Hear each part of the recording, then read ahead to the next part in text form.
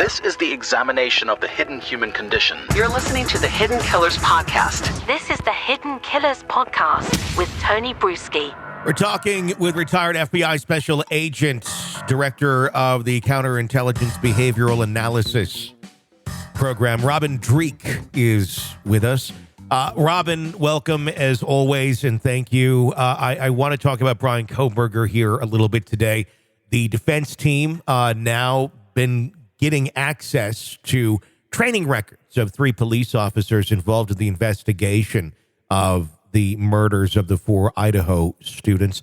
Let's talk about that a little bit. These are records that have nothing to do with the actual crime itself, training taking place before the crime was even committed. What does this step mean for the case?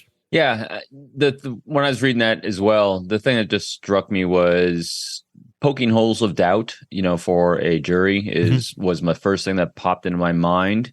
But then when I kind of looked at the fact of these 3 officers, what each of these officers' roles was during the investigation, once again, I was impressed. I've been very impressed with the Kohberger law enforcement side throughout this entire thing. I know a lot of people jumped on, how come we don't know? How come what's going on? For the first month or two, as we didn't think anything was much going on. And I really credit a lot of that towards the challenging communication they were putting out. Is a little disjointed. I don't think they really had a good comm plan in effect, with the prosecutor coming out with stuff and then other people coming. I mean, it was just kind of all over the place. But I think once they dialed that in, we saw a pretty coherent message, especially after they arrested him. And what has always struck me with that department, mostly from the video that they showed from the body cam footage of the officers when they first went by that house during a house party to talk to the girls and the occupants there, this is prior to the murder,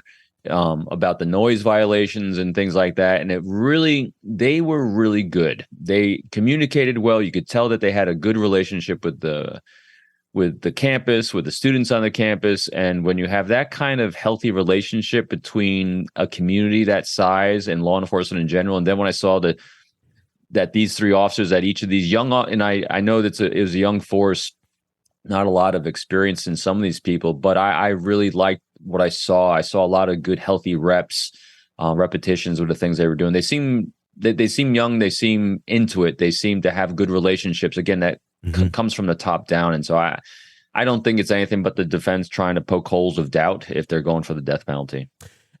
When they look at the training records of these folks, is there anything? What would they be looking for to find to poke holes in someone's training as then it would actually pertain to their roles in this investigation?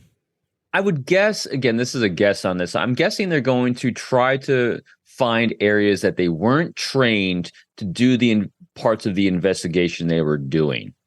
And it really depends on how the defense uses it and then how the prosecution counters it, because training is nothing more than learning how to do a process. It's, law enforcement and life in general is an art form, and it takes years of repetition to get this art form down. Hell, when we're born, we don't know how to speak. When we first start speaking, we can only say a word here and there. And then after years of repetition, some of us become really good orators and others are still okay, but it takes years of reps. And same thing with training.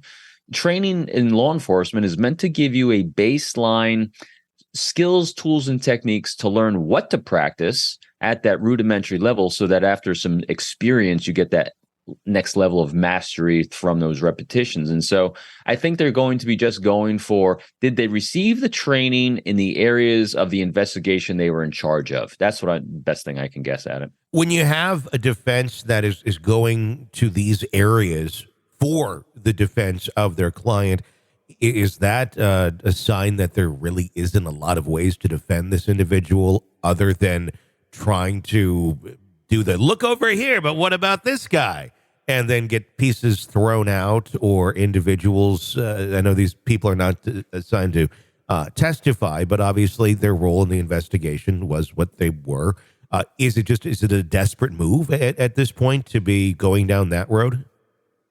That would be my take on it, just like yours is. But again, you and I sit here on our armchairs with conjecture. but sure. But yeah, I mean, it seems to be that way because, like they said, they're not going to testify, but their evidence and the way they collected it is going to be, admissible. And I think that's what we're going to try to poke holes in. It's just when you're going for the death penalty, when you're going for these high stakes things, and we saw this in a Daybell trial too.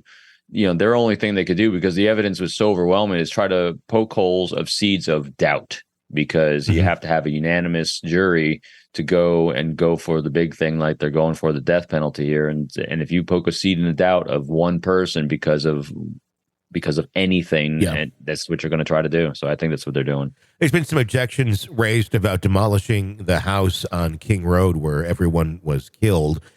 Members of 3 of the victims' families saying it should be preserved until the trial has concluded, which, it could be later this year. It could be many years from now. We don't really know for sure yet. It's certainly scheduled for October, but that could change. Is having a place like this, the evidence, the home itself, does it play that key of a role in a trial anymore to be saved? I think so. I mean, we saw that in a couple of the cases that you and I have tracked, where, especially the Alec Murdaugh case, they brought the jurors out there and they walked the ground at the dog kennels, and they could kind of see the distances. You can kind of see the environment in which the murder took place. I think emotionally, it can make a strong connection when a prosecution is trying to say, here's what happened. As they're painting a picture for the jury, being able to actually walk the ground and kind of taste the energy that's in the air and feel that vibration. I know it sounds kind of wooish, but it's actually palpable. When you go to these locations and these environments, and we saw it also with the case with, I'm trying to remember the name of it, but it's the one where the child predator was let out ahead of his parole that he shouldn't have been let out on, and then him and his wife wound up having a sleepover, and the kids are all killed, and all the parents are walking through because the evidence was not collected well, and the parents are, it's just, but you could actually see, where these things take place. And I think it makes a big impact on a jury when doing it. So I'm all in favor of preserving that so that if the prosecution decides to bring the jury through, they can kind of see how it would have happened, where it would have happened, the time and the distance, all those things go into it. Does that play a role in, I guess, and I'm not trying to stick up for Kohberger, but could moments like that have influence to falsely convict someone just because, you get into the environment and you do feel those things? And if they're telling you this is the guy who we believe did it, wouldn't that almost, in some way connect those emotions to that person? Whether or not you're believing they're guilty or not, could that sway people into guilt when maybe they shouldn't be at that point, but just because of the raw emotions of being in an environment like that, it certainly makes an impact. Sure, absolutely. You're talking about confirmation bias, and if the prosecution does a good job of painting a negative confirmation bias against the client by those emotions, because that's what confirmation bias is. It's our interpretation of the emotions surrounding an event or an individual, and then from that point forward, there's nothing that can sway us. It's very challenging. So, because once we have that confirmation bias, we're continually looking for things to validate our own thoughts and opinions. Because Robert Greene's laws of human nature, he states very clearly that we human beings, we consume information that validates our own opinions that we have of ourselves and the world around us. And so, if they can emotionally tie negativity towards an individual or anything. That's why jurists are told, don't read the news, don't do anything. That's why the jury selection process is extremely thorough to see, is there any pre-existing negative confirmation bias regarding the case, regarding the subject, because it's extremely powerful and you're never going to get rid of it, but you're going to do all you can to mitigate it. This is the examination of the hidden human condition. This is the Hidden Killers podcast with Tony Brueski. Robin Dreeke, retired FBI special agent, his website, peopleformula.com. Please do go and check that out. And if you like this podcast, press subscribe wherever you're downloading them so you don't miss any of our breaking updates, episodes, insight into the case. Even get an ad-free experience through Apple Podcasts right now. My name is Tony Brueski. Stay with us.